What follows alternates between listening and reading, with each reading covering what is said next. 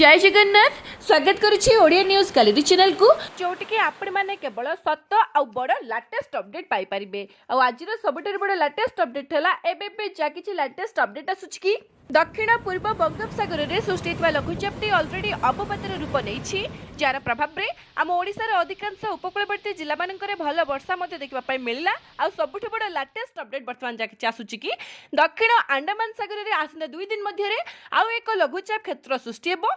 कारण एक cyclonic circulation बा एक घूर्णिबलय अलरेडी समुद्र पतर ठारू 5.8 किलोमीटर ऊपर अवस्थापित अच्छी आ संपूर्ण मात्रा रे सक्रिय रही। आसंता 14 तारीख मध्य एक लघुचाप क्षेत्र में परिणत हो। आ बड़ अपडेट यह आसूची कि 15 तारीख सुधा ताहा डिप्रेशन बा अवपातर रूप नहीं पारे, जो कि आसंता 24 घंटा पाखापाखि 9 जिला को येलो वार्निंग जारी कर जोटि heavy to very heavy rainfall बा प्रबल रु अति प्रबल वर्षा सहित पाखापाखि 10 रु 12 जिला मानकरे बिजली घड़घड़ी आ वज्रपात सहित प्रबल वर्षा आबार संभावना रही। तो प्रकृत में क्यों क्यों जिला मानकरे वर्षा सहित पवन वेग अधिक रहिबो, लघुचाप और अवपातर प्रभाव क्यों जिला मानकरे सबुठारु अधिक रहिबो, से सबको जानिया पाए निश्चित वीडियो को शेष पर्यंत देखंतु। जो भाई माने जो सांग माने आज नुआ करी चैनल को आस्ते चैनल को सब्सक्राइब करके पाखरे आसुवा बेल आइकन को प्रेस करी और नोटिफिकेशन को ऑन करंतु।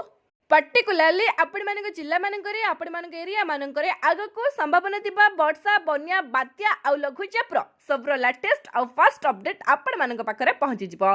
सेमिति भल पाइबा आपण माने जारी रखिबे, वीडियो को समस्ते गोटे गोटे लाइक निश्चित करिवे। तो डेरी न करी आरंभ करबा कोन।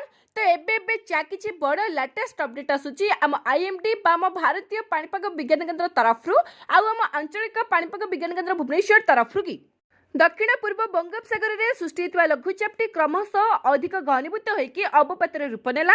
गतकाली आपण चली यार प्रभाव में आज किसी उपकूलवर्ती जिला जमीक आपंकर बालेश्वर, भद्रक, जाजपुर, केन्द्रापड़ा, जगतसिंहपुर, कटक, खोर्धा सबु जिला मानक पाग मेघुआ रहा सहित झिपिझिपि वर्षा होती स्थान मानक स्वल्परू मध्यम धरणर वर्षा होता छड़ा आसंता 2 दिन मध्य आउ एक लघुचाप क्षेत्र सृष्टि होगापी जाऊँगी।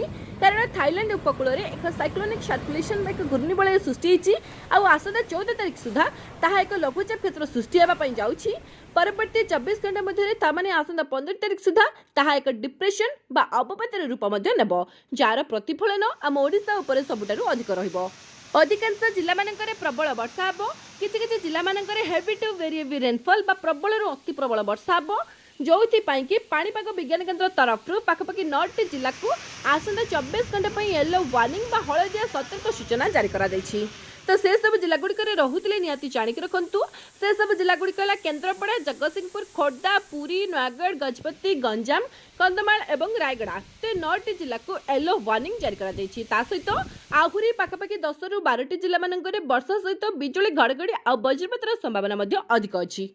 जेमितिक आपणकर कोरापुट, मालकानगिरी, कलाहांडी, नुआपड़ा, बौद्ध, बलांगीर, संबलपुर, झारसुगुड़ा सहित भद्रक, बालेश्वर, जाजपुर ए सब जिला मानकरे स्वल्परू मध्यम धरणर वर्षा सहित बिजुली वज्रपातर संभावना अच्छी। आउ एमिति कंटिन्यूअसली लागिक रहिबो आसंता 18-19 तारीख पर्यंत। आ 4टी जिले में पाखापाखि 4 रु 5 दिन कंटिन्यूअसली वर्षा हेबो, जेमितिक गंजाम, गजपति, रायगड़ा, कंधमाल। ता छड़ा जेतेबेले लघुचाप क्षेत्रटी सृष्टि होइजिबो दक्षिण अंडमान सागर रे आ क्रमशः जेतेबेले उत्तर पश्चिम दिग देकी गति करिबो, ता माने आम ओडिशा उपर सबुठारु अधिक प्रभाव रहिबो। आ तो आउ केउ जिला मानकरे केते प्रबल वर्षा ढालिबो, केउ जिला मानकरे वर्षा सहित पवनर बेग अधिक रहिबो। कारण तलिया अंचल मानकरे पवनर बेग 40 रु 50 किलोमीटर पर्यंत रही पारे। तो जेतेबेले सृष्टि हो लघुचापटी तार क्लियर विजुअल आसीबो कि जहाँ भी किसी आसो सांगे सांगे मैं अपलोड करदेवी आपण मान पाखे पहुँची से आम चैनल सहित निहाती जड़ित होकर रुहतु। वीडियो भल लगी समस्त पाखक शेयर करने सहित समस्त सचेतन निश्चित करातु।